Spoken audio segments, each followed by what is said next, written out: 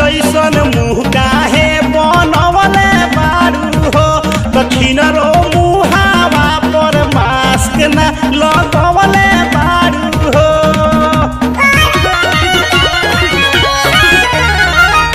तो यार भाभी वायरस जैसन मुँह काहे बनवले बारू हो दक्षिण रो मुहावा पर मास्क न लगवले बारू हो। चूमे से पहिले